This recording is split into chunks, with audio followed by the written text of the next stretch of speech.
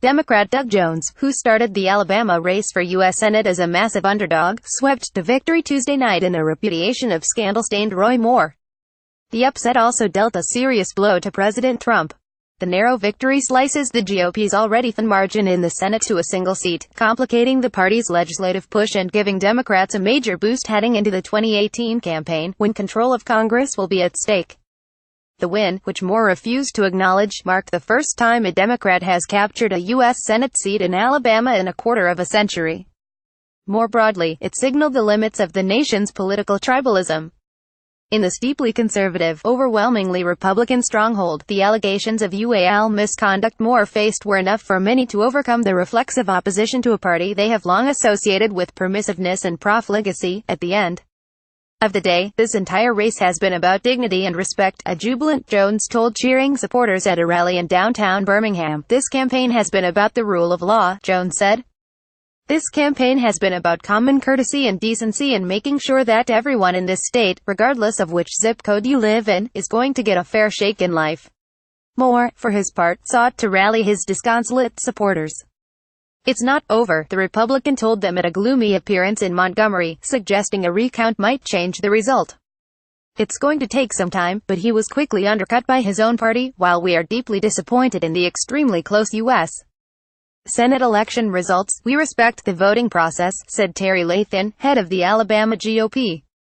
Now that this race has ended, may this holiday season of peace, love, and hope resonate with everyone. Moore ran up crushing margins in rural counties dominated by evangelical Christians, long the bulwark of his political base.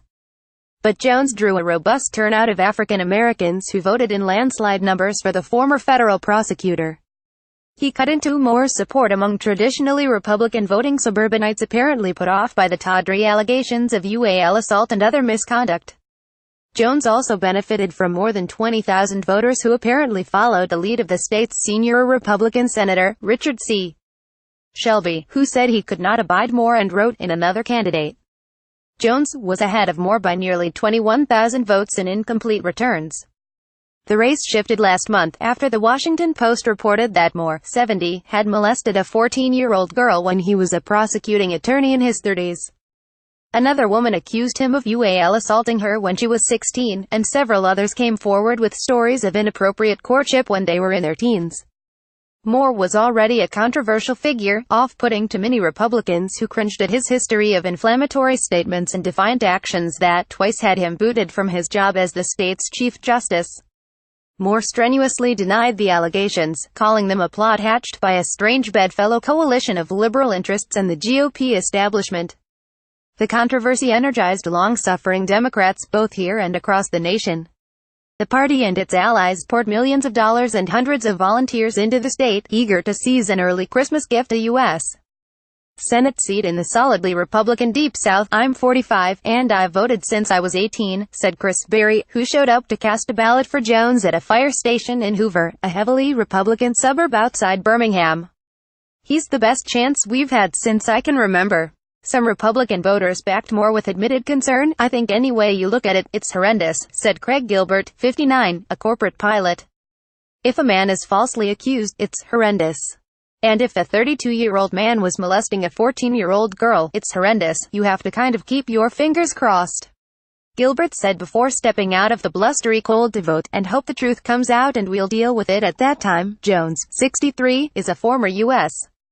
attorney who gained fame for prosecuting two Ku Klux Klansmen responsible for the deadly 1963 bombing of Birmingham's 16th Street Baptist Church, decades after the attack. In Washington, Moore's defeat was a relief to his prospective GOP colleagues, even as it made their hold on Congress even more tenuous. The controversial judge and his cloud of scandal would have been a fixture in Democratic campaigns across the country, threatening to drag the Republican Party's image down along with him. There was no such upside, however, for Trump, who initially steered clear of the contest, then leapt in headlong as polls showed Moore's support among Republicans holding firm. He went 0-2, said Jennifer Duffy, an analyst with the nonpartisan Cook Political Report, noting the president's support for interim Sen. Luther Strange, who lost to Moore in September's GOP primary. The special election was held to fill the seat vacated when Jeff Sessions resigned to become Trump's attorney general. Now he'll learn the hard lesson that President Obama learned, Duffy said. He doesn't have that much influence on voters when he isn't on the ballot himself. In a Tuesday night tweet, the president offered a strikingly measured and gracious response. Congratulations to Doug Jones on a hard-fought victory, he said. The write-in votes played a very big factor, but a win is a win. The people of Alabama are great, and the Republicans will have another shot at this seat in a very short period of time. It never ends. However, this particular campaign did, to the great relief of many.